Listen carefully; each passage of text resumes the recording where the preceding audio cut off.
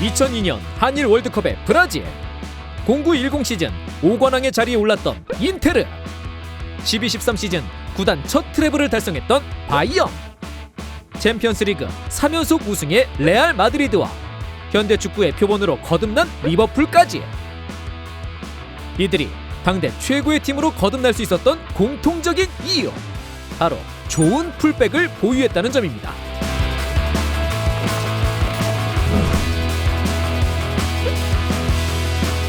팀들을 만나보기에 앞서 좋은 풀백에 대한 정의를 내려보고자 합니다. 사실 좋은이라는 단어는 주관성을 지니고 있기 때문에 개개인별로 기준이 다를 뿐더러 특히 축구라는 스포츠에서는 더더욱 갈립니다. 다만 이 과정에서도 교집합이 존재하는데, 풀백이라는 포지션에서는 상대 윙어를 막아내는 수비력, 공수를 오갈 수 있는 체력, 그리고 전진하여 정확한 크로스를 올리거나 빌드업에 관여하는 부분으로 볼 수 있습니다. 그리고 최근 들어 풀백의 활용도와 이에 따른 중요도가 올라가면서 단순한 수비와 공격 참여뿐만 아니라 부분 전술 참여, 포지션 변화에 따른 위치 선정, 세트피스 전담 등 많은 역할을 수행하죠. 다시 말해 20세기의 풀백들에게는 단단한 수비 위주의 플레이를 원했다면 21세기 풀백들에게는 보다 더 공격적이고 보다 더 많은 영향력을 발휘하며 전술을 이행할 수 있는 총명함을 요구합니다. 실제로 풀백이 담당하는 범위는 점점 넓어지고 있고, 특히 강팀들에게는 좋은 풀백의 유무에 따라 시즌 전체적인 성적이 갈립니다. 여러 가지 이유가 있겠지만 가장 중요한 두 가지를 뽑아보자면, 첫 번째로는 밀집 수비 타파입니다. 대부분의 상대적 약팀들은 강팀들을 상대로 라인을 내리고 밀집 수비를 시전하기 때문에 이를 뚫기가 여간 힘든 게 아니죠. 기존 포메이션에서 최전방과 2선 선수들로만 득점을 해내기엔 무리가 따릅니다. 결국 누군가가 공격에 가담해 수적 열세를 극복시켜주거나 부분 전술에 가담해줘야 하는데, 이를 풀백들이 담당하는 것입니다. 이에 더해 라인을 내린 팀들은 실점을 면하기 위해 주로 중앙에 많은 선수들을 배치시킵니다. 이러한 촘촘한 중앙 수비를 해제시키기 위해선 양 사이드부터 차근차근 공략해야 하기 때문에 풀백들의 전진이 필수가 되는 것이죠. 두 번째는 풀백들이 담당하는 공간입니다. 대부분 라인을 올려 공격을 진행하는 강팀들은 하프라인 근처에서 공격 작업을 시작합니다. 자연스레 최전방과 2선 라인은 상대 진영 깊숙이 들어갈 수밖에 없고, 이렇게 될 경우 풀백들이 커버해야 할 뒷공간은 매우 넓어지겠죠. 또 전방으로 나아가야 하는 상황이기 때문에 풀백들은 지속적으로 전진함과 동시에 소유권을 내줄 경우 역습을 대비하거나 전방 압박에도 가담합니다. 즉 풀백은 측면의 끝부터 끝까지 모든 공간을 누빈다는 뜻입니다. 이전에 비해 풀백이 담당하는 공간이 더욱더 넓어진 것인데, 이로 인해 공수 가담뿐 아니라 적절한 상황 판단 능력, 체력, 경기를 읽는 눈까지 정말 많은 능력을 필요로 합니다. 좋은 풀백, 다재다능한 풀백의 중요성이 올라갈 수밖에 없겠죠. 축구 역사의 한 페이지를 장식했던 강팀들, 그 중심에는 역시 다재다능한 풀백들이 있었습니다. 가장 먼저 2002 한일 월드컵에서 우승을 차지했던 브라질인데요. 브라질은 당시 측면 수비수들의 능력을 살리기 위해 3백을 사용했습니다. 호베르투 카를로스와 카프라는 당대 최고의 풀백들이 있었기 때문에 3백을 사용함으로써 이들의 영향력을 극대화했습니다.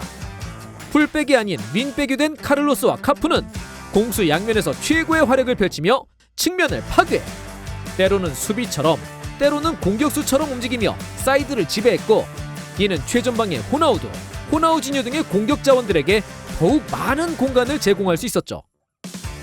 트래블을 넘어 피파 클럽 월드컵, 수페르코파 이탈리아나까지 제패하며 5관왕을 달성했던 09-10 시즌의 인테르. 무리뉴 감독이 이탈리아 클럽 최초로 트래블을 달성하며 명장의 반열에 올랐던 시즌이기도 하죠. 이 팀에는 이름만 들어도 웅장함이 느껴지는 풀백이 있었습니다. 바로 우측면의 지배자 마이콘이었죠. 마이콘은 엄청난 공격 가담 능력으로 상대 좌측을 박살내고 다녔습니다.